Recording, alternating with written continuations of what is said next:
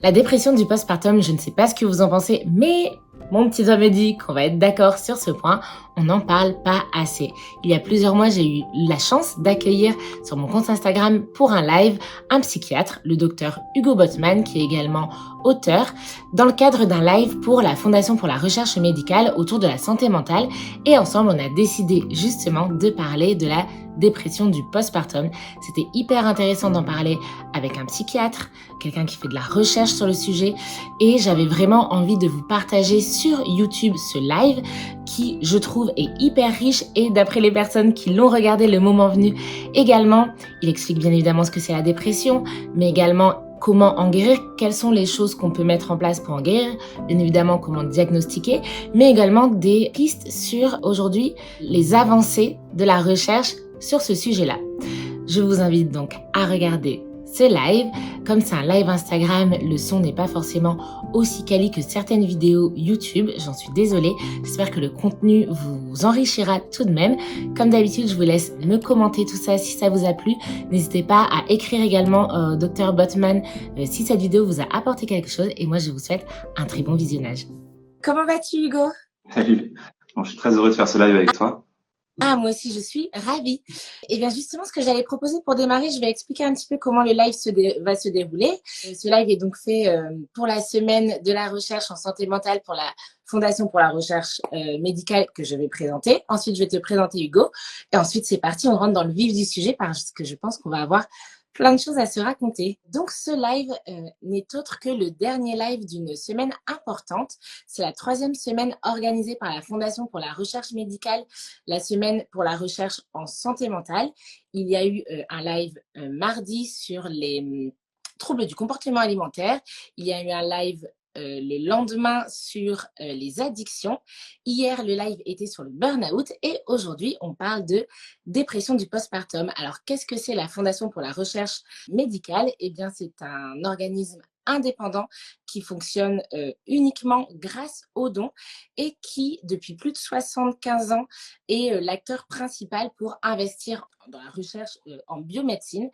Et donc, on est vraiment hyper ravis, je parle en notre nom, Hugo, de participer à donner de la visibilité à cette fondation qui œuvre depuis longtemps, et notamment pour la santé mentale. Et donc aujourd'hui, on t'accueille toi, donc Hugo, donc docteur Hugo Botman. Tu es psychiatre à la Sorbonne et également, attends que je ne me trompe pas, à l'Institut du cerveau à Paris. Tout à fait, oui.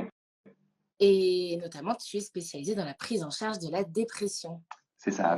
Avec aussi un intérêt très fort pour la santé mentale au féminin Oui. et les caractéristiques des dépressions chez les femmes, et notamment en lien avec la périnatalité, la dépression du postpartum ou pendant la grossesse étant deux troubles majeurs en fait chez la femme. Et donc, tu es l'acteur privilégié pour que je puisse poser toutes mes questions pour les personnes qui nous regardent, que ce soit en direct ou en replay. Déjà, est-ce que, Hugo, tu peux nous définir qu'est-ce qu'on appelle la dépression du postpartum?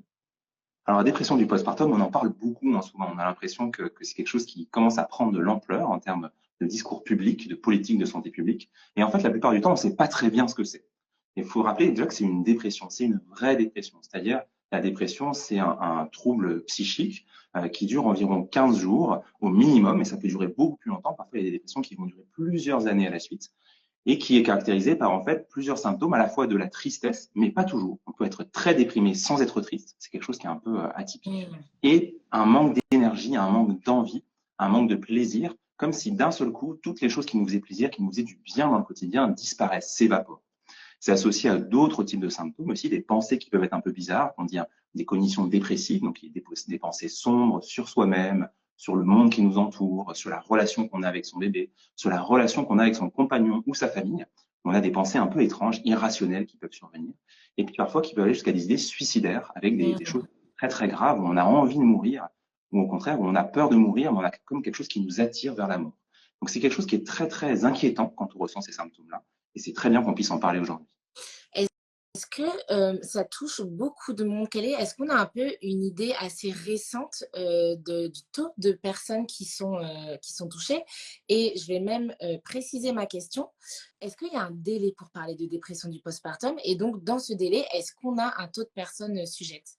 Donc la dépression du postpartum, on se rend compte que sa prévalence, elle est extrêmement élevée. C'est-à-dire environ une femme sur 5 va ressentir des symptômes de dépression du postpartum.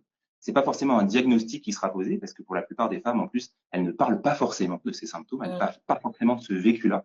Elles vont pas forcément voir un médecin, une sage-femme pour évoquer ce vécu très douloureux.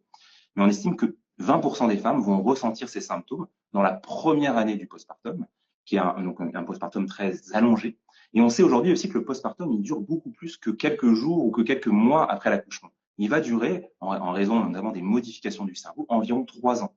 Donc ça, on sait que pendant 3 ans, on peut considérer que c'est une période qui est considérée comme un postpartum très large, dans lequel les femmes peuvent avoir des souffrances psychologiques très, très particulières. Ok, alors je vais rebondir sur cette période un petit peu plus tard, mais surtout avant de rebondir là-dessus, parce que je pense que je vais vraiment pouvoir démêler plein de ficelles. Les signes que tu as donnés tout à l'heure de dépression du postpartum, finalement, comme tu dis, c'est pas si simple, c'est pas si fréquent que les femmes en parlent, mais surtout, est-ce que c'est simple à diagnostiquer parce que on vient d'accoucher, donc on est fatigué, c'est souvent pas surprenant d'avoir pas trop le moral quand on est fatigué. En plus, il y a des grands bouleversements. Peut-être que de plus en plus aussi, il y a de la solitude avec la partenaire qui reprend le boulot. Finalement, comment, en tant que personne qui vient d'accoucher, comment se dire ce que je ressens? C'est pas juste un peu de fatigue et puis ça ira mieux, mais vraiment, ce serait bien que j'en parle à un professionnel de santé. C'est très important aussi ce que tu évoques parce qu'on a souvent des symptômes un peu émotionnels, des émotions qui peuvent être un petit peu douloureuses, au contraire un petit peu variantes, avec une labilité des émotions après l'accouchement. Ça, c'est ce qu'on appelle le baby blues, hein, quelque chose aussi dont on parle de plus en plus, qui survient dans les 3 premiers jours, entre 3 et 6 jours après l'accouchement, et pour lequel on a vraiment ces émotions qui fluctuent de grande tristesse très intense d'un seul coup, qu'on ne comprend pas très bien, et puis qui d'un seul coup après va aller vers une joie qui succède à la tristesse sans qu'il y ait vraiment de raison. Des pleurs qui peuvent être un peu involontaires, pas forcément Mmh. liés à quelque chose qu'on est en train de vivre aussi. Et ça, il faut le rappeler, c'est quelque chose de totalement physiologique, qui est totalement normal, que environ entre 60 et 80% des femmes ressentent après l'accouchement, et pour lequel il ne faut pas s'inquiéter. Et même, il ne faut pas se culpabiliser de ressentir ces émotions-là. Le bébé ne va pas en souffrir, ça c'est très très important. Hein, c'est pas parce qu'on pleure un petit peu dans le postpartum immédiat, quand on est à la maternité ou quand on rentre à la maison, que le bébé va en souffrir. Mmh. C'est des symptômes qui vont disparaître naturellement. Ce qui est embêtant, c'est quand ces symptômes sont très très intenses, notamment quand il y a une souffrance tellement grande qu'on ne peut pas s'occuper de son nourrisson pendant les premiers jours, qu'on est à une souffrance tellement forte qu'on n'arrive pas à demander de l'aide aux autres, ou quand ça va Mmh. perdurer dans le temps. Et la dépression du postpartum, c'est vraiment quand des symptômes perdurent. On dit plus de 15 jours, hein, parce que ce terme est important. 15 jours, c'est vraiment fait partie de la définition de la dépression. Mais parfois, des symptômes de dépression du postpartum, ils peuvent durer, mais pendant plus d'une année, 2 années, 3 ans. Moi, j'ai certaines patientes qui viennent me voir, que je découvre en postpartum après leur accouchement. Et en fait, je me rends compte qu'elles souffrent d'une dépression qui avait commencé à la précédente grossesse, en fait, et qui avait perduré pendant tout le temps entre les 2 grossesses, et que personne n'avait diagnostiqué, personne n'avait pris en charge, et les patientes avaient gardé cette souffrance très forte. C'est hyper juste. Donc finalement, est-ce qu'on pourrait pas conseiller aux personnes qui sont en postpartum et aux personnes, j'allais dire aux coparents, même à la famille qui connaissent des personnes qui viennent d'accoucher, de se dire, en fait, dans le doute, si pendant plus de 2 semaines, tu te dis franchement, c'est dur, c'est vraiment galère, je sens vraiment que c'est dur. Est-ce que ça convient cette manière de dire ça? En fait, je sens que c'est laborieux, dans le doute, d'aller demander l'avis d'un professionnel. C'est très important de savoir s'écouter dans cette période. Alors, c'est une période pour les femmes qui est très particulière parce que très souvent, on s'écoute un petit peu moins parce qu'on écoute beaucoup ce qui se passe du côté du nourrisson. Il y a plein de changements dans notre vie qui font qu'on passe parfois un tout petit peu au second plan par rapport à la grossesse. On était vraiment au centre de l'attention. On était un peu celle qui portait la vie et qui allait faire quelque chose d'assez fantastique au sens familial pour le couple, etc. Donc, en postpartum, on peut avoir tendance à se mettre un peu de côté. Il ne faut pas hésiter justement à saisir les professionnels de santé qui nous ont suivis pendant la grossesse ou qui sont disponibles autour de nous. Le rôle de la sage-femme, il est primordial à ce moment-là. Parce qu'on le sait, hein, il y a très peu de psychologues, très peu de psychiatres, et c'est très long parfois d'avoir des rendez-vous. Les sages-femmes, c'est le premier rempart contre la dépression du postpartum, Mm. et c'est les premières qu'il faut aller voir et pour lesquelles il faut délivrer cette parole de souffrance quand on la ressent. Et est-ce que, justement, je vois quelqu'un qui commente et qui dit le problème aussi, c'est que parfois la réponse des professionnels de santé, c'est qu'ils minimisent ce qu'on ressent.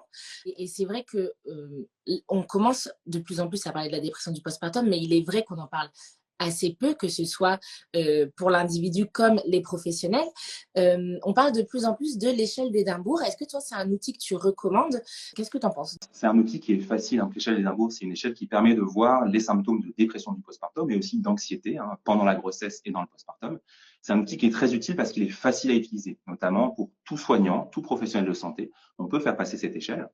Il ne faut pas non plus se baser uniquement sur cette échelle. Il faut faire vraiment attention au ressenti des femmes et notamment les questions qui sont posées dans l'échelle d'Édimbourg. On peut les poser au cours d'un entretien en s'intéressant un peu au vécu du quotidien de la femme qui veut le voir. Et ça, c'est quelque chose que les sages-femmes savent très bien faire en général, mais ça peut être les médecins traitants aussi.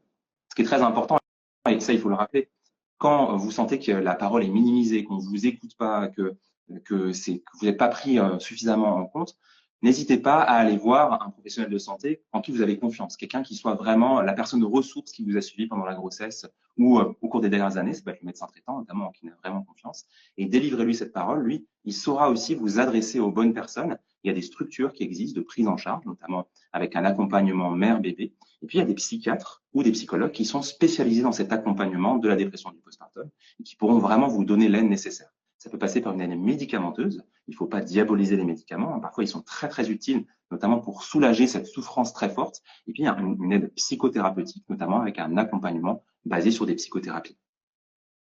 C'est tellement juste ce que tu dis. Et ce à quoi ça me fait penser, c'est que c'est vraiment essentiel. Je pense que également, notamment le partenaire de vie, c'est une grossesse en duo, ou même les proches connaissent un peu les signes de dépression, je veux dire tout court, et dépression du postpartum, qui est un peu, on peut être un peu plus vigilant pendant cette période-là. Parce que c'est vrai que quand on est dans la dépression, faire la démarche de trouver quelqu'un, c'est sûrement ça aussi qui est difficile. Et c'est aussi pour ça que tu évoquais les sages-femmes. Souvent, on la connaît déjà et on n'a pas d'effort à faire, au même titre finalement que parfois c'est le ou la kiné avec qui on fait sa rééducation abdominale.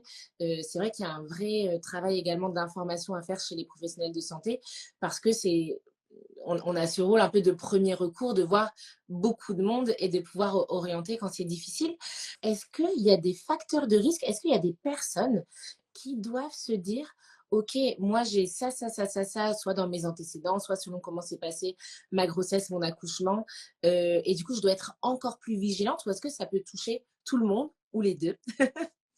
Alors, c'est une question qui est à double tranchant, qui est très importante parce que pour la prévention, notamment primaire, c'est-à-dire savoir dépister très tôt les femmes qui pourront souffrir de dépression du postpartum, c'est important de savoir ces facteurs de risque. Et en même temps, c'est assez anxiogène parfois de se dire, bah, j'ai tel ou tel antécédent, tel ou tel facteur, et ça veut dire que je vais peut-être développer une dépression du postpartum, quoi qu'il arrive. Donc, il y a le premier message qu'il faudrait délivrer, c'est que la dépression du postpartum, ça peut toucher tout le monde. La grossesse qui s'est passée merveilleusement, un couple qui fonctionne extrêmement bien, une famille avec une bonne distance, une bonne harmonie, pas de complications obstétricales, et pourtant, d'un seul coup, on commence à ressentir des symptômes de dépression du postpartum. Pas de cause explicative qu'on retrouve dans notre environnement. Donc ça peut arriver. Et d'ailleurs, les dépressions du postpartum surviennent chez des femmes qui n'ont pas du tout d'antécédents psychologiques ou psychiatriques. C'est-à-dire qu'ils n'ont jamais eu forcément des souffrances psychologiques significatives, qui ne connaissent pas d'ailleurs la plupart du temps les symptômes qu'elles sont en train de ressentir. Et puis par contre, il faut quand même souligner qu'il y a certaines choses dans le passé, notamment quand on a vécu des traumatismes, quand on a déjà fait des dépressions, quand on a aussi un environnement qui peut être stressant. Alors, un stress financier, par exemple, quand on a une précarité financière, un stress conjugal, quand on est soumis à des violences conjugales. Et ça, c'est un message qu'il faut rappeler pendant la période périnatale. C'est un moment de dépistage de ces violences conjugales. Il faut y faire très, très attention. Et puis aussi, quand on peut avoir, par exemple, certains types de traitements ou certaines pathologies, notamment des pathologies inflammatoires, et qui peuvent favoriser les risques de dépression du postpartum, de dépression au sens très large d'ailleurs. Donc ça, ces facteurs de risque, il faut les connaître pour mieux accompagner les femmes quand on est un professionnel de santé, mais il faut surtout pas culpabiliser trop les femmes ou les rendre trop anxieuses quand elles ont des facteurs de risque. Bien accompagner avec tout ce qu'il faut et vraiment un dépistage très précoce quand on ressent les premiers symptômes. Dans la dépression du postpartum, elle se traite très bien et on s'en sort très, très, très bien. Et avant de parler des traitements, donc il y a des facteurs de risque, même si on sait qu'on peut ne pas avoir de facteurs de risque et avoir une dépression et vice-versa.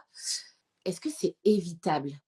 Cette question, je la pose, je sais, un peu comme la question des facteurs de risque, ça peut être très anxiogène parce qu'on se dit, enfin, je vais te laisser y répondre, mais est-ce que c'est évitable? Parce qu'il y a quand même beaucoup de monde qui se dit, qu'est-ce que j'ai fait de mal? Comme tu as pu l'évoquer, en fait, j'ai tout pour être heureuse. Et malgré tout, je ne le suis pas. Parfois aussi, on minimise ce qu'on ressent parce qu'on se dit factuellement, tout va bien. Donc, j'ai pas de raison de me plaindre, en fait. Donc, est-ce qu'on peut faire quelque chose en amont pour essayer de l'éviter? Ça, c'est aussi le double couperet finalement de la dépression du postpartum. Où quand on ressent ces symptômes, qu'on vit cette expérience de la maternité, une expérience très importante pour une femme, et bien finalement, on peut se ressentir coupable de ressentir cette souffrance du quotidien avec ce bébé qui pourtant est si beau, qui nous regarde avec des yeux pleins d'amour, avec ce mari qui s'occupe de la famille qui est auprès de nous. On se dit, mais pourquoi est-ce que je ressens ça? Cette culpabilité, il faut bien le rappeler, elle est totalement irrationnelle. D'accord? Ce n'est pas du tout de notre faute. Si on ressent les symptômes de dépression, c'est vrai pour toutes les formes de dépression d'ailleurs, hein. C'est vraiment la dépression du postpartum aussi un trouble du cerveau, c'est-à-dire une modification de l'activité cérébrale, la façon dont le corps et le cerveau communiquent, qui fait qu'il y a des choses qui nous échappent totalement, sur lesquelles on n'a pas de contrôle. On aimerait bien, hein, on adore avoir cette espèce de fantasme où on a un contrôle sur nos émotions, sur nos pensées, sur notre esprit. C'est totalement faux. Et parfois, il y a des pensées qui sont générées de façon un peu artificielle par la façon dont notre cerveau fonctionne. Ça peut être par exemple des choses qui sont très angoissantes, qui sont les phobies d'impulsion pendant la grossesse et dans le postpartum aussi. On sait quand on a une dépression du postpartum, c'est quelque chose dont tu as déjà parlé, hein, Charline, dans le passé. On peut avoir des phobies d'impulsion, c'est-à-dire des pensées très étranges, violentes, ou alors avec une connotation sexuelle un peu étrange, un peu irrationnelle, touchant le nourrisson ou touchant des membres de la famille, avec par exemple l'impression qu'on pourrait jeter son nourrisson par la fenêtre, qu'on pourrait le frapper sans le vouloir, mais en même temps avec cette espèce de peur de faire quelque chose qu'on réprouve. Ça, ces pensées-là, elles sont très fréquentes pendant la grossesse, c'est quelque chose qui est très important de rappeler. Et quand on a une dépression du postpartum, elles sont encore plus fortes, elles augmentent et elles sont parfois très, très anxiogènes hein, pour les mères qui les ressentent. Et imaginons à présent, donc on suspecte cette dépression. Au-delà d'aller consulter, déjà pour la personne qui vit avec une personne dont on suspecte une dépression ou à qui on a diagnostiqué une dépression du postpartum, comment on peut faire pour accompagner en tant que proche quand on connaît quelqu'un qui traverse cette période? Le premier secret, c'est d'être à l'écoute, c'est-à-dire de laisser la parole circuler, de laisser un espace justement pour que cette culpabilité qui empêche de parler femmes de leur souffrance, eh bien, elle puisse s'évaporer, qu'elle puisse disparaître, pour laisser vraiment justifier le fait que ce qu'on ressent comme souffrance, c'est une souffrance qui est légitime. Ne pas délégitimiser cette souffrance que la femme ressent. Et puis, l'accompagner progressivement vers les soins. Quand on est un conjoint, un coparent, eh bien, parfois, on peut avoir l'impression qu'il faut qu'on porte sur notre dos cette souffrance, que c'est à nous d'être soignant, que c'est à nous d'être co-thérapeute. C'est pas tout à fait le rôle du coparent, hein. Le coparent, il est là pour accompagner un peu, pour être une épaule sur laquelle on peut s'appuyer, mais c'est pas à lui de prendre la prise en charge au sens médical, au sens soignant. Et donc, il faut accompagner vers des soins. Et encore une fois, il y a des spécialistes de cette prise en charge qui peuvent être alertés et vers qui on peut se diriger. Est-ce que ça arrive, la dépression du postpartum, chez justement le conjoint, la conjointe, la personne qui n'a pas accouché? Tout à fait. Et donc ça, il y a notamment, alors maintenant on parle de coparents, mais il y a beaucoup d'études qui ont été faites sur les pères. Quelques études, beaucoup c'est faux. Quelques études qui ont commencé à être faites chez les pères. Ouais. C'était une question qui a été oubliée jusqu'à présent, la santé mentale périnatale des pères dans cette dynamique très particulière où le père lui-même est pris aussi dans plein de changements familiaux de son rôle, et puis des changements d'accompagnement, des rythmes du sommeil qui bouleversent un petit peu aussi ses rythmes de vie. Et on se rend compte que la dépression chez les pères, elle est aussi fréquente, hein, avec des chiffres qui vont entre 8 et 10%, sûrement qui sont encore sous-estimés. Il y a d'autres études qui vont être faites. Et notamment chez les pères, des dépressions qui sont beaucoup liées aussi au changement des rythmes du sommeil. Et donc, il faudrait avoir une étude qui soit assez sur le long terme et pas uniquement dans les premiers mois du postpartum. Parce qu'on sait notamment que la privation de sommeil, à 1 an du postpartum, on en sent les conséquences. On sent vraiment les conséquences émotionnelles de ces symptômes. Ça, c'est quelque chose qu'il faut rappeler aussi. Je pense que c'est un message très, très important. Il y a des dimensions biologiques liées aux changements hormonaux, au changement du cerveau, qui sont liées à la dépression du postpartum chez les femmes. On va en parler après. Mais il y a aussi des dimensions qui sont liées à la privation de sommeil. Il faut faire très attention à cette espèce de marathon, notamment quand on allait, où on a l'impression qu'on peut être une superwoman avec très, très peu d'heures de sommeil sur de très longs mois et se dire, bah, je vais m'en sortir parce que l'année prochaine, ça va, je dormirai un peu plus. En fait, le manque de sommeil, ça a des effets très, très directs sur la façon dont notre cerveau est capable de réguler nos émotions, nos pensées, etc. Et donc, le manque de sommeil, ça peut être une cause majeure de dépression, notamment dépression du postpartum tardive. On sait que la dépression du postpartum, il y a 2 grands pics. 6 semaines après l'accouchement, avec des causes qui sont plutôt liées justement au changement du cerveau, très biologique. Et puis, entre 3 et 6 mois après l'accouchement, où là, la privation de sommeil, elle joue un rôle très, très fort. Et donc ça, c'est un message qu'il faut donner aux femmes. Essayer de respecter les heures de sommeil. au maximum en vous organisant quand c'est possible, bien sûr, avec la dynamique familiale, avec un espèce de passage de relais aussi parfois des soins aux nourrissons. Complètement. En fait, c'est hyper important d'aborder la privation de sommeil parce que c'est vrai que bon, maintenant, on a un congé paternité ou d'accueil de l'enfant qui dure 1 mois. Et souvent, les couples donc, qui sont en duo pour la grossesse se rendent bien compte qu'on n'est pas trop de deux pour gérer un nouveau-né d'1 mois. Et puis, je le remarque également en rééducation du périnée, 6 semaines, 8 semaines, on sent que on rentre vraiment dans une autre dynamique. Même les visites sont moins fréquentes. Les gens autour, bon, bah voilà, la plupart ont rencontré l'enfant, prennent plus trop de nouvelles, etc. Et c'est vrai que c'est un conseil, je trouve que parfois on minimise, en tout cas que les parents parfois minimisent, de penser de manière extrêmement pragmatique comment on s'organise en fait pour faire en sorte qu'on dorme. Et notamment la personne qui vient d'accoucher, à partir du moment où l'autre a repris le boulot, généralement, elle gère les nuits, mais elle gère aussi les journées. Donc, en fait, à quel moment il y a un espace pour se reposer? Et c'est hyper important je trouve, en couple. Et après, chaque couple s'organise à sa manière. Moi, c'est vrai que j'ai plein d'exemples vu que je rencontre des couples différents, mais il y en a qui fonctionnent un peu sous forme de garde, donc aussi selon les horaires du coparent. Mais il y a, par exemple, je rentre du boulot, je prends le relais, par exemple, jusque, je sais pas, 1 heure du matin. Et après, c'est toi qui reprends le relais. Parfois également, il y a des proches qui peuvent aider en journée pour ne serait-ce que dormir de temps en temps. Et aussi, on minimise le temps que ça prend de faire les trucs à côté de s'occuper d'un enfant. Et on se dit que c'est pas grand chose et que ça prend pas beaucoup de temps de préparer un drive parce que l'autre va le chercher, de faire à manger, mais il y a la vaisselle à faire aussi. Et en fait, toutes ces petites tâches, moi, j'invite vraiment les parents à lister tout ce qu'il y a à faire, se répartir pour se dire, en fait, il faut vraiment que la personne qui a accouché et qui ne peut pas s'occuper 24 heures sur 24 pendant des mois d'un nouveau-né ait des moments pour dormir. En fait, enfin, de manière très, très pragmatique, il faut s'organiser, je trouve. Et ça, c'est d'autant plus vrai, c'est très important, hein, c'est très précieux ce que tu rappelles en termes de quasiment un travail d'équipe. Hein, Ouais, alors pour ceux qui peuvent justement faire ce travail d'équipe, parce qu'on n'a pas parlé de la monoparentalité, des bien femmes qui peuvent sûr. être isolées, pour lesquelles c'est extrêmement difficile de le faire. Et c'est aussi lié aux contraintes peut-être un peu plus culturelles hein, qu'on a aussi dans les pays occidentaux aujourd'hui, dans lesquels la majorité des études sur la dépression du postpartum sont faites. Il y en a aussi hein, en Asie et au Moyen-Orient.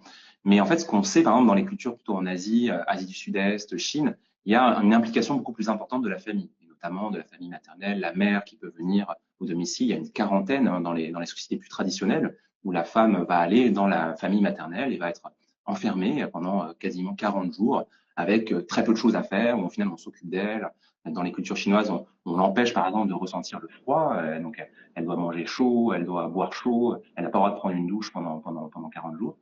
Et toutes ces choses-là, nous, on les a un petit peu perdues aussi. Parce que d'une certaine façon, on est dans des sociétés qui sont aussi un petit peu plus individualistes et centrées sur le couple et sur l'individu, et pour lequel on fait un peu moins appel aux parents quand on en a. Et donc, c'est des choses qui peuvent participer aussi à ce sentiment d'isolement que les femmes peuvent Bien sûr. ressentir dans le On a des chiffres ou pas qui montrent que dans d'autres cultures, il y a un peu moins de dépression? On n'a pas trop de chiffres pour, comment dire, pour confirmer cette sensation-là? Alors, c'est une littérature qui est complexe, parce que notamment, il y a eu des chiffres qui ont essayé, enfin, il y a eu des études qui ont essayé de voir si cette pratique de la quarantaine en Chine, elle modifiait un petit peu la prévalence des symptômes de dépression. Il y a des papiers qui montrent que c'est le cas, donc qui montrent qu'il y a moins de symptômes de dépression, etc. Et puis d'autres, au contraire, qui soulignent le fait aussi que les femmes, dans cette quarantaine, elles perdent une certaine partie de leur Mmh, liberté. Et donc, elles peuvent mmh, ressentir d'autres types de symptômes anxieux et dépressifs qui ne sont pas reliés forcément à cet isolement, mais qui sont reliés à un contexte familial qui peut être un peu mmh, trop mmh. normatif et un petit peu rigide. Donc, c'est une littérature qui n'est pas encore très claire. Oui, et qui du coup finalement nous montre que de nouveau, même s'il y a des grandes tendances, ce qui compte, ça reste l'individu. Tu as parlé tout à l'heure de ce qui se passait d'un point de vue hormonal et de ce qu'on savait de plus en plus au niveau du cerveau des mères. Déjà, hormonalement parlant, comment on peut expliquer qu'on est plus à risque de dépression du postpartum après l'accouchement? Ça, c'est une thématique très importante, notamment dans le cadre de la Fondation pour la recherche médicale, hein, qui soutient les projets de recherche innovants pour l'avenir. Il faut savoir, on parle très souvent de chute des hormones. Ça, c'est quelque chose que vous avez déjà dû entendre. Ah ben, j'ai ma chute des hormones, donc c'est pour ça que je me sens pas très bien, etc. Mais on ne sait pas très bien ce que ça signifie, cette chute des hormones. Très souvent, moi, je dis, mais alors, de quoi on parle? De quelle hormone? Qu'est-ce qui se passe? Et en fait, ce qui compte, c'est pas tellement la chute des hormones, c'est les effets de ces hormones sur le cerveau.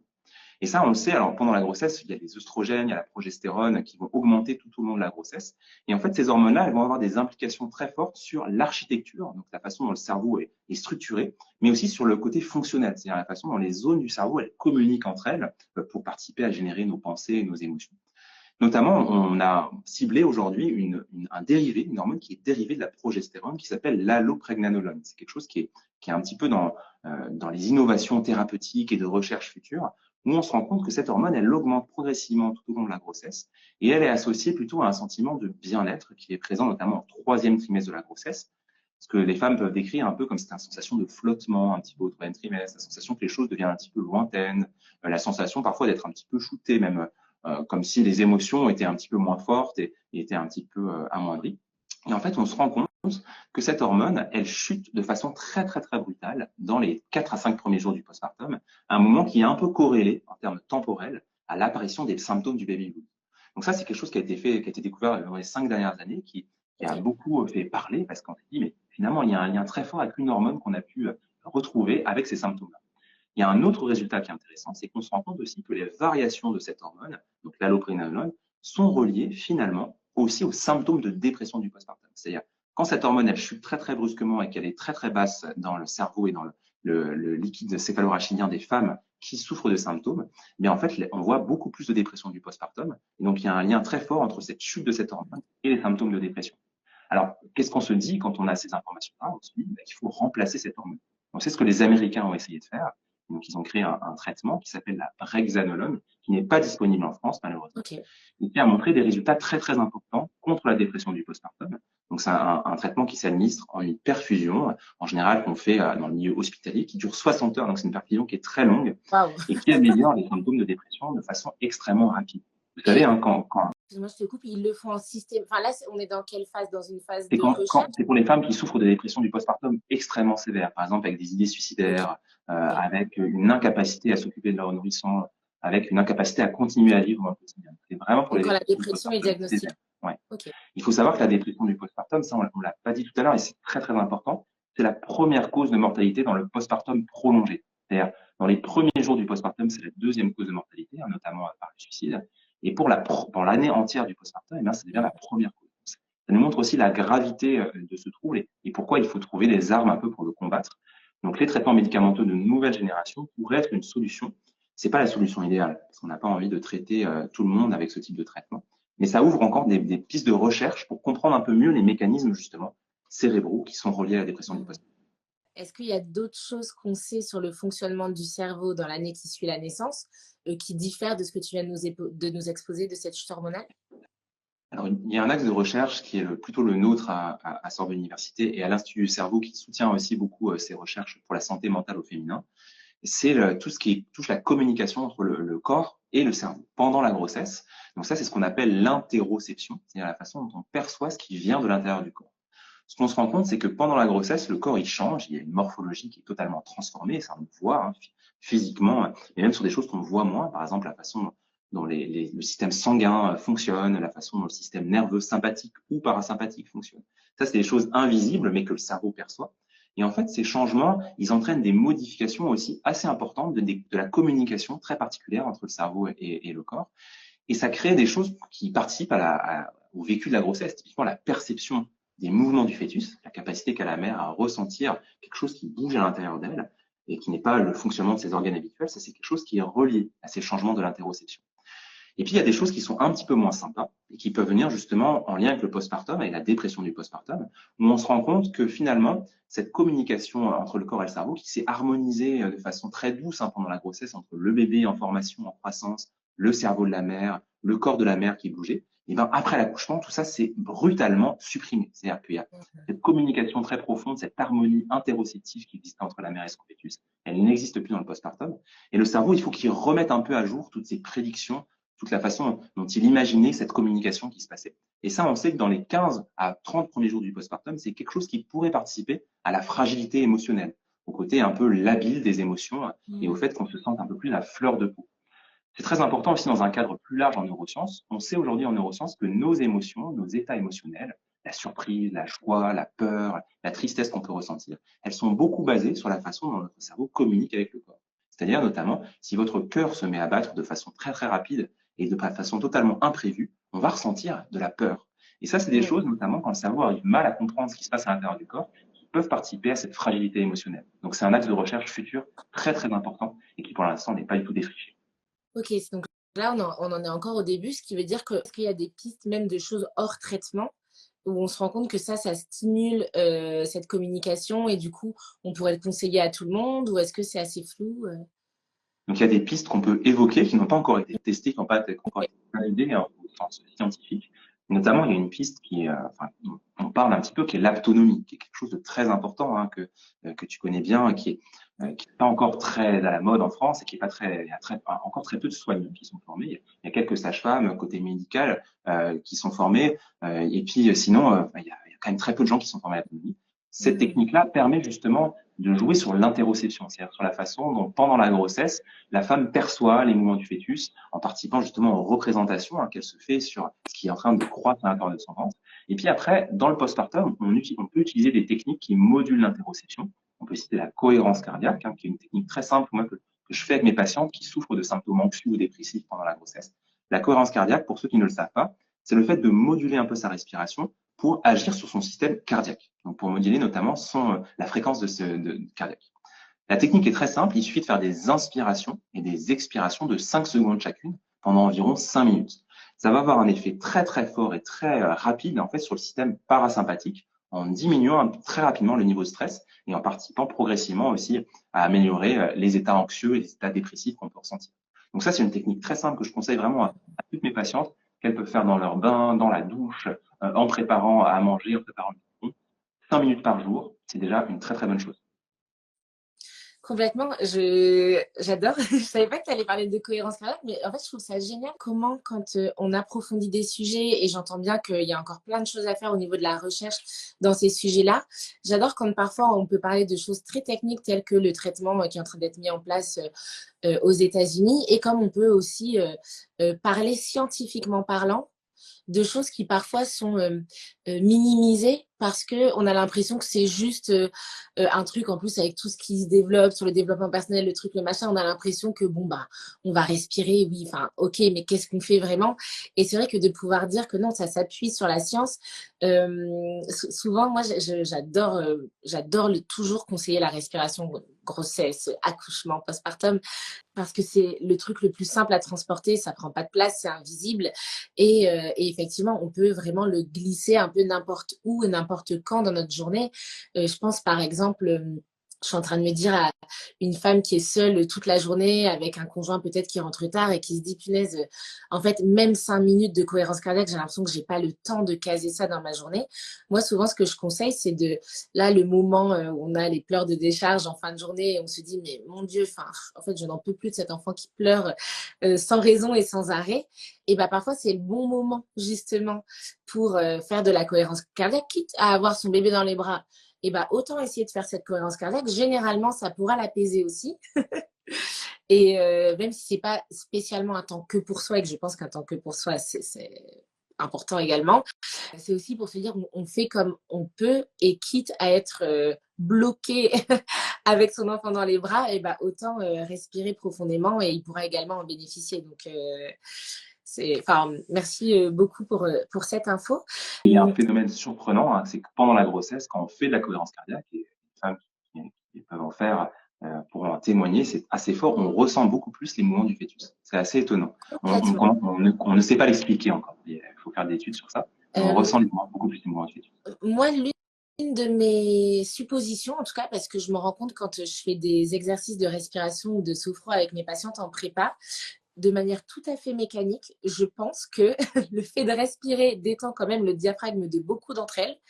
Et du coup, c'est aussi possible que juste cet enfant se sente moins bloqué physiquement parlant. C'est l'une de mes suppositions. Et puis, l'une de mes autres suppositions, c'est aussi que quand on s'arrête, on a le temps d'entendre et d'écouter, de sentir son enfant qui, je pense, bouge plus quand même. Mais en tout cas, c'est sûr qu'on a un espace pour s'en rendre compte.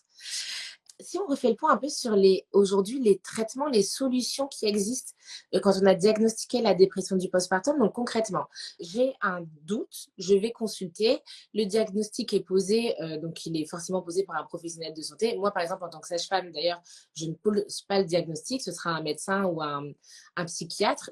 Est-ce que les psychologues peuvent poser un diagnostic à proprement parler? Je Alors, ne sais pas. le diagnostic de dépression du postpartum, normalement, en effet, il est plutôt posé par un psychiatre.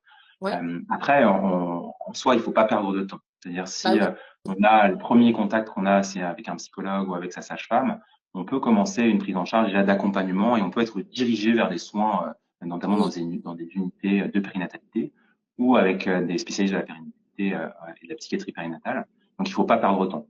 Après, le diagnostic, il permet aussi de poser l'indication parfois d'un traitement médicamenteux. Alors ça, très souvent, quand moi je reçois une femme que je lui dis qu'il y a un diagnostic de dépression du postpartum et je lui dis qu'il y a un intérêt très fort, et pour elle et pour son nourrisson, d'introduire un traitement antidépresseur, eh bien j'ai des réactions qui sont un peu contrastées. On va me dire, mais non, j'ai pas envie de prendre de traitement, les traitements c'est pas bien, je suis en train d'allaiter mon bébé, en plus ça va être mauvais pour le mm, bébé. Et ça, il faut bien le rappeler, il ne faut pas diaboliser les traitements. C'est un peu une tendance qu'on peut avoir. Alors, il ne faut pas considéré comme une panacée absolue, comme quelque chose qu'il faut mettre à toutes les patientes, bien au contraire. Mais parfois, ça peut être quelque chose de vraiment indispensable pour accélérer la rapidité de réponse, la rapidité d'amélioration des symptômes et pour reprendre un petit peu sa vie et ses capacités à répondre aux besoins du nourrisson, ses capacités à ressentir du plaisir avec un traitement. Quand on n'a pas de traitement, la dépression du postpartum, elle peut évoluer favorablement, elle peut évoluer naturellement vers la guérison. Ça, il faut le dire. La dépression du postpartum, elle peut guérir sans traitement, avec un accompagnement psychologique notamment, ou même parfois, elle peut guérir naturellement toute seule. Mais ça cette les pose. guérison, elle met du temps. Elle met Ah beaucoup, beaucoup, beaucoup oui, de temps. Elle peut mettre 6 mois, 1 an, 2 ans. Et dans cet intervalle de temps, en fait, il y a beaucoup de choses qui peuvent se passer. L'un des risques, c'est qu'on ait un appauvrissement un peu des relations qu'on a avec le nourrisson. Donc, notamment, on est un petit peu moins souriante, quand on le porte, on est un petit peu plus rigide, on est un petit peu moins réactive par rapport à ses cris, par rapport à ses pleurs, par rapport à ses sourires. Et donc, c'est des choses qui sont un peu implicites, qui sont très fines, dont on ne se rend pas forcément compte, mais qui peuvent favoriser le fait qu'après, parfois, il y a des troubles du neurodéveloppement, donc plus de difficultés de développement neurologique et moteur du nourrisson.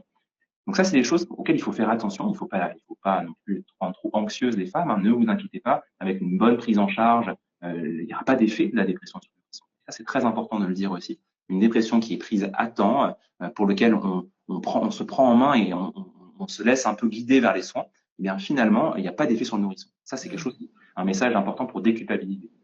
Mais par contre, si jamais la dépression elle dure très longtemps, il faut se méfier un peu de ces effets-là. Donc les traitements, ils permettent vraiment d'accélérer et de soulager plus rapidement les femmes qui souffrent de ces symptômes. Et il faut le rappeler aussi, il y a des traitements antidépresseurs qui sont totalement compatibles avec l'allaitement, qui n'ont pas du tout d'effet négatif sur le nourrisson, que ce soit pendant la grossesse. Il y a des traitements, notamment la sertraline, qui est un traitement extrêmement sûr pendant la grossesse, hein, pour lequel on peut d'ailleurs consulter le CRAT, hein, qui est le site de référence pour les médicaments tératogènes, et qui est très rassurant. Donc c'est un traitement qu'on prescrit nous beaucoup en anténatal pour les patientes qui souffrent de dépression pendant la grossesse. Et dans le postpartum, c'est un traitement qui peut aussi être pris avec l'allaitement sur une période qui n'est pas forcément une période longue. Hein. On peut être traité pour une dépression du postpartum avec un traitement antidépresseur, parfois pendant 3 à 6 mois. Ça peut être quelque chose qu'on voit avec son psychiatre traitant. est-ce que je fais le point s'il y a des choses que j'ai pas abordées? Tu as évoqué les changements au niveau du cerveau. Est-ce que juste c'est des choses que vous constatez de plus en plus, donc jusqu'à à peu près les 3 ans, ou est-ce qu'il y a d'autres choses qu'on constate, on va dire, un peu plus t- tardivement dans le postpartum qu'on n'a pas évoqué?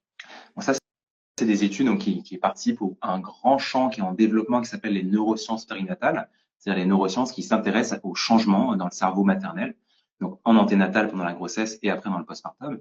Il y a des changements en fait là, qui ne disparaissent jamais. C'est-à-dire que chaque grossesse chez une femme laisse une empreinte sur le cerveau. Ça, c'est assez important.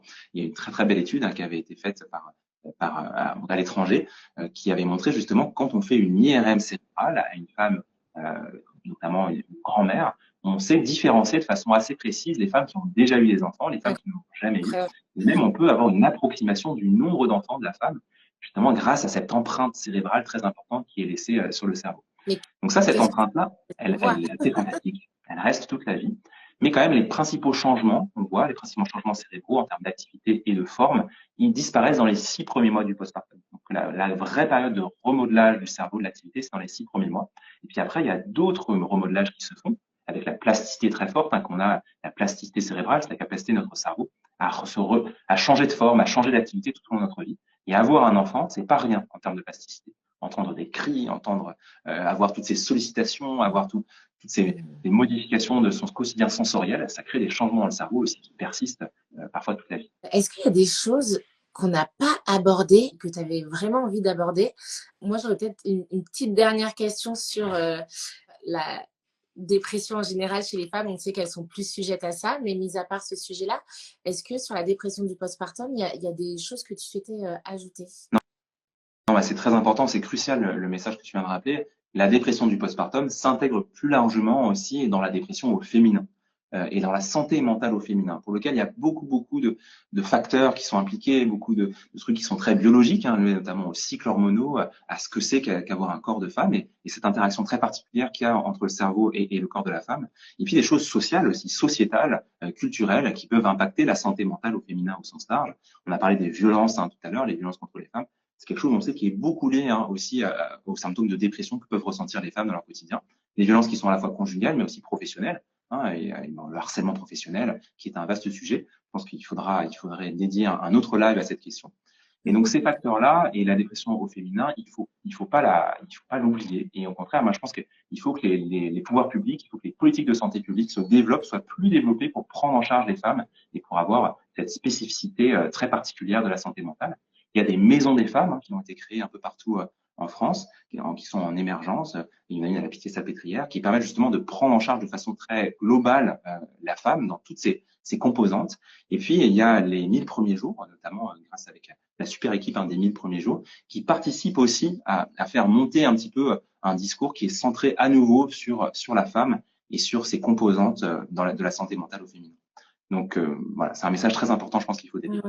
Et s'il y a un dernier message Ouais. qu'on pourrait dire pour les femmes qui souffrent de dépression, qui en ont souffert ou qui ont peur d'en souffrir, ne vous sentez pas coupable. Il y a la culpabilité est totalement, elle n'est pas justifiée. Et parlez de vos symptômes, parlez de votre souffrance. N'hésitez pas à délivrer cette parole. On sera là pour vous écouter. Super. Est-ce que tu as encore 2-3 minutes pour que je prenne quelques questions? Je crois qu'il y a des questions pertinentes. Est-ce qu'on sait s'il y a un lien protecteur ou à risque entre l'allaitement et la santé mentale en postpartum? Alors, c'est une question qui est très débattue, avec une littérature qui est controversée, parce qu'on a des études qui ne montrent pas les mêmes résultats. L'allaitement, c'est pas rien sur le plan cérébral. Ça, c'est très important. Sur le plan hormonal, en fait, l'allaitement, c'est une tempête hormonale. Ça modifie notamment les taux de prolactine, dont on a parlé, mais aussi des taux d'hormones qui sont liés à l'attachement, et donc qui favorisent notamment l'ocytocine, et qui vont modifier aussi un peu nos états émotionnels. On sait qu'il y a des syndromes assez étonnants, notamment le syndrome dysphorique d'éjection du lait, qui est quelque chose d'assez méconnu, où les femmes, qui souffrent de ce syndrome, dès qu'elles mettent le bébé au sein, dès qu'elles commencent à allaiter, elles vont ressentir des émotions très négatives, des pensées très négatives d'un seul coup qui émergent de façon totalement artificielle, sans que ça soit lié à quelque chose qu'elles sont en train de vivre, parfois même des idées suicidaires qui peuvent venir comme ça. Et puis hop, la tétée s'arrête et puis ces pensées disparaissent, s'évaporent. Donc on sait que l'allaitement, il n'est pas indemne de modifications émotionnelles. Et en même temps, c'est quelque chose de très très fort sur le plan corporel, sur le plan du contact tactile, de ce que ça induit, de la relation aussi naissante et qui se tisse entre la mère et son nourrisson. Donc malheureusement, c'est difficile de donner des conseils très précis sur l'allaitement. On sait notamment, alors quand on souffre de dépression chronique, c'est-à-dire qu'on a vraiment un profil de dépression ancien avant sa grossesse, ou quand on a un trouble bipolaire. Le trouble bipolaire, c'est quand on souffre d'épisodes maniaques ou hypomaniaques. On a une humeur qui est très haute, une énergie très forte, des pensées qui vont très très vite, et parfois des idées de grandeur, l'impression d'être surpuissant, etc. Et des phases de dépression. Donc ça, c'est l'alternance des deux, c'est le trouble bipolaire. On sait que l'allaitement peut être un risque de décompensation, peut-être un risque de fragilité de l'humeur. Donc moi, je dirais que l'allaitement, il faut y faire attention quand on a des antécédents de dépression très sévère ou de troubles bipolaires. Une chose qui est très importante, on a parlé du sommeil. Quand on allaite, les phases de sommeil, les rythmes nictéméraux, c'est-à-dire la façon dont les rythmes du jour et de la nuit s'enchaînent, sont aussi un petit peu bouleversés. C'est quelque chose qui joue sur l'humeur. Et enfin, est-ce que quand on a fait une dépression du postpartum pour un premier enfant, pour une première grossesse, ou du moins une grossesse précédente, est-ce qu'à tous les coups, on va en faire une pour la suivante? Et comment faire pour que ce ne soit pas le cas? Alors à tous les coups, non. Et ça, il faut vraiment rassurer les femmes qui ont l'expérience de la dépression du postpartum, qui ont été prises en charge, qui ont parfois modifié un petit peu aussi à la façon dont la deuxième grossesse peut se passer en étant un peu plus préventive sur des choses qui étaient plus compliquées. Et là, on sait que le risque, il n'est pas forcément plus important. Par contre, c'est vrai qu'avoir fait des épisodes dépressifs dans le passé, la dépression du postpartum en particulier, favorise le risque biologique, disons, d'avoir une dépression du postpartum. Il ne faut pas du tout s'alarmer si on a fait une dépression dans sa précédente grossesse. Il faut juste faire appel très précocement, pendant la grossesse, à tous les soignants qui sont autour de soi, les gens un peu ressources dont on a parlé, qui peuvent être les sages-femmes, le psychologue, le psychiatre de la maternité, et puis vraiment s'entourer un peu de ces gens-là pour avoir quelque chose qui soit le plus protecteur pendant la grossesse. C'est ce qu'on fait dans les maternités d'ailleurs. Une femme qui a eu un antécédent de dépression du postpartum, de façon très précoce, pendant la grossesse, on va la rencontrer, on va l'accompagner et on va permettre que cet épisode ne se reproduise pas une seconde fois. Donc si vous avez fait ça dans le passé, ne restez pas seul. Je pense qu'on ne le répétera jamais assez. On sait que cette démarche, elle est dure à faire d'être accompagnée, mais créer une team de professionnels, c'est aussi un soutien incroyable et autant le faire dès la grossesse et avoir ce filet de sécurité qui nous englobe et qui nous amène pour traverser la naissance et le postpartum ensuite. Super, vraiment un grand merci Hugo pour toutes ces infos, c'était extrêmement riche. J'ai pas lu tous les commentaires, mais on a eu beaucoup de retours et des personnes qui ont commenté en disant que c'était très intéressant. Pour des personnes qui posent la question, oui, il y aura un replay. C'était vraiment très intéressant et je vous invite, si vous avez aimé ce live, à le partager autour de vous car je pense qu'il fera du bien à beaucoup de monde et on a encore beaucoup de travail à faire pour parler de ce sujet. Donc merci beaucoup du coup docteur Hugo Botman d'y contribuer. Merci beaucoup la Fondation pour la recherche médicale d'y contribuer et je le rappelle, donc là c'était la 3e édition de la semaine pour la recherche en santé mentale de la Fondation pour la recherche médicale. Je rappelle qui est indépendante et donc qui fonctionne uniquement grâce aux dons que nous pouvons faire. Et donc, je vous remets ensuite en dessous le lien si vous avez envie, vous, de participer à cette fondation, de soutenir cette fondation qui soutient la recherche en biomédecine parce qu'on a encore beaucoup de travail à faire, notamment en santé mentale. Bravo à la Fondation pour la recherche médicale. Et juste, je vous donne quelques chiffres. Ces 5 dernières années, cette fondation a soutenu 74 projets de recherche en santé mentale. C'est beaucoup pour vous donner une idée, pour un montant de plus de 9,2 millions d'euros. Donc, parfois, on n'ose pas parler d'argent, mais ça reste quand même le nerf de la guerre. Et quitte à œuvrer, autant que ce soit pour des choses qui nous aident à développer la médecine. Donc, vraiment, merci à toutes les personnes qui ont regardé ce live. Merci à toutes les personnes qui vont le partager. Merci beaucoup à toi, Hugo, pour toutes tes informations et pour toutes les recherches et tout ce que tu fais, dont également le livre que tu as coécrit sur le cerveau des mères. Et encore merci à la Fondation d'organiser cette super semaine de live sur la santé mentale. Merci beaucoup, Hugo. À bientôt. Merci beaucoup, Charles. Au revoir. Merci à tous d'avoir regardé cette vidéo jusqu'ici. Je vous invite à la partager vraiment grandement à toutes les personnes que ça pourrait aider. Toutes les personnes peut-être, je dis les personnes dans le sens les couples qui attendent un enfant pour être informés avant d'être en postpartum. Bien évidemment, vous pouvez l'envoyer à des personnes qui sont également en postpartum. Je souhaite à toutes les, au plus de personnes possible de ne pas avoir besoin de cette vidéo, mais qu'elle soit plutôt en prévention. Mais comme on ne peut pas empêcher une dépression d'arriver, le tout c'est de savoir ce que c'est et de trouver les ressources pour en sortir. J'espère que cette vidéo vous a plu. Comme d'habitude, pour ne pas louper les prochaines vidéos, je vous invite à vous abonner. Et moi, je vous remets juste ici la dernière vidéo. À dimanche prochain. Ciao!